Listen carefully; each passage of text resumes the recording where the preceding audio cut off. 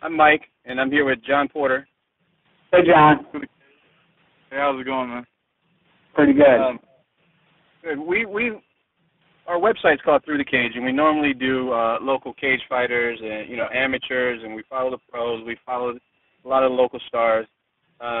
We've actually been to the last 3 or 4 Jimmy Lang fights at the Patriot Cener. I've seen you fight a few times over there, and we're trying to stick with local fighters. We're not really just going to stick with the MMA fighters.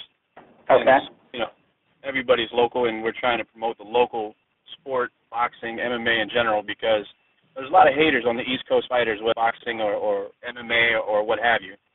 Oh, and I'm going to tell you, Mike, especially in this area, I mean, everybody's a critic anonymously.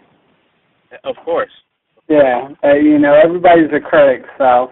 But, this is how I look at it, Mike. Whenever people mention my name, bad or good, any publicity is good publicity, so, that's sort of how it goes. That's true. We feel the same way. Yeah. On interviews. So I think any time you can get out there and somebody, is either talking about you, interviewing you, any type of press I feel is good press, because if people are talking about you or want to talk about you, that means you mean something. Whether it's, minutely or, you do mean something now. Definitely. So you get ready to fight Lawrence Jones. What do you know about him? Well, I know he's left-handed. I know he's tall. I know he just had a split decision win against Vincent Batista. I saw him fight when he had his draw with Linwood Dozier, but I really didn't pay that much attention. Basically at this level, I just know he's a guy 3-2-1, a gamey guy. He's going to come to fight. He's going to be in good shape, and he's going to be ready to go. That's about the extent of what I know about him. Currently, you're 9-2, 8 knockouts. All your pro fights only went the distance about 3 times. So how have you been training for this fight? A lot of left-handed work. You got to think, this is why, I'm going to tell you why left-handed fighters give, when you hear a right-handed fighter, oh, we don't want to fight a southpaw. The reason being is, a left-handed fighter, if there's a gym of 10 fighters, there might be 1 left-handed fighter, 9 right-handed fighters. So that left-handed fighter, that's all he spars with is right-handed fighters. So he's used to it, because that's the bone work he gets. On the flip side, the right-handed fighter never works with the southpaw. So that's why they give the right-handed fighters it's so difficult, because they're used to fighting us. We're not used to fighting them. So basically, to get ready for this fight, I've been doing a lot of left-handed sparring. I've done some work with Mike Pascal, sparred with Vincent Batista. Had some work with George Armenta, which he's not left-handed, but, any way you look at it, that's great work. So I've been getting a ton of work. And, I'm in good shape. I'm ready to go. And I think it's going to be a difficult fight. I think Lawrence Jones knows who I am, and he'll be there ready to fight. So, I'm anticipating a good fight. Yeah, so I've definitely been getting a ton of left-handed work.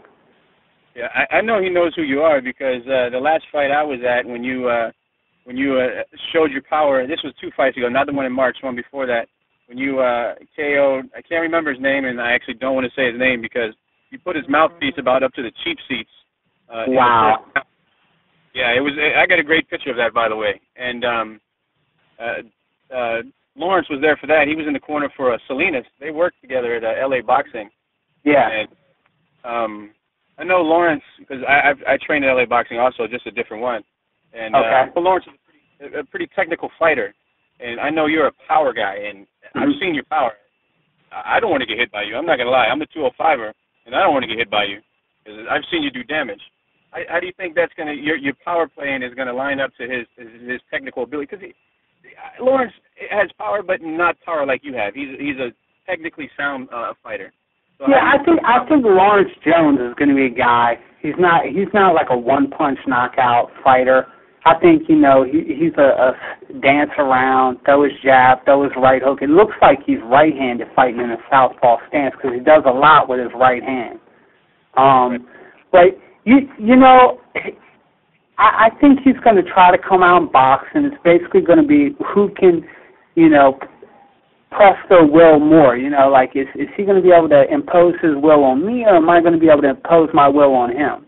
I think ultimately that's going to be the person that wins this fight.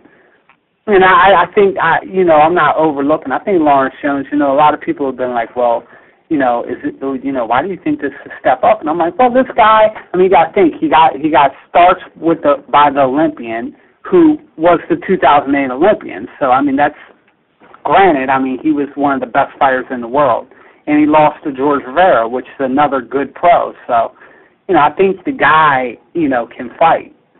So I do think it's going to be a good fight. And they took the fight, so they obviously think they could beat me. Same with me. I took the fight, so I obviously think I could beat him. Well, of course. So as far as I know, all of your fights have been on the East Coast. Do you have any plans to fight out west, or you fight anywhere you get a fight? Well, you got to think I've had like a 7-year layoff. I've only been active like 3 years if you combine my activity. Ultimately, I'm just trying to get off of this club level. And I've had 7 years of inactivity, so I just these are the fights that I need to win, and I need to look good in doing so. I can't go out there and lay a goose egg. I really need to be impressive. I think I should be out. If I can't beat a guy like Lawrence Jones, I shouldn't be boxing. That's nothing against Lawrence Jones. I feel that, to get to that next level, that's where I need to be. Yeah. Currently, you're ranked 71st in the U.S. and 394th in the world. What's your goal? Where are you going with boxing? I could tell you this. Maybe one more 6-rounder and then up it to 8-rounders, and just, maybe I'll get some rounds this time. Just like I said, I think this is not going to be a first-round knockout. I think he's going to, we're going to do some rounds, and which will be good for me, to get out there and, execute the game plan and move on. Go to that next level, that 8-rounder, that main event status, even if it's on a local level. And if I get the call to go out west or overseas, of course, if the money's right. At the end of the day, I'm fighting for money. So, if everything aligns up correctly, I'll definitely go, where the money is, of course.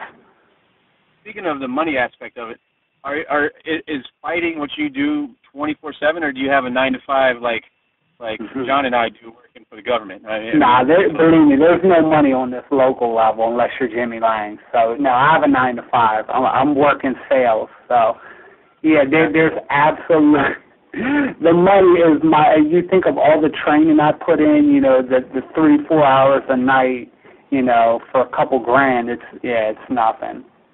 It's just, I think a lot of people, some people, they obviously have dreams, ambitions, goals, but I think a lot of people, it's just the love of the sport, and just the game itself. And that's basically where I am. I love the sport. I've promoted shows. I've done everything. I've done matchmaking. I just did an amateur show, had like 500 people at, my wife owns Club One Fitness, the gym up in Millersville. So we actually have an MMA guy that trains here, Jesse Niccolo, who's a pro boxer too.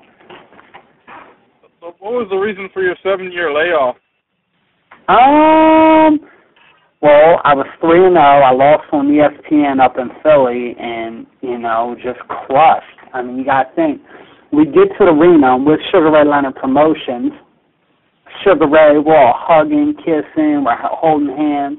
I go out there, get the crap beat out of me, and they forget me at the arena. Like, literally, within 2 hours, I'm hanging out with Lou DiBella, Eric Botcher. These are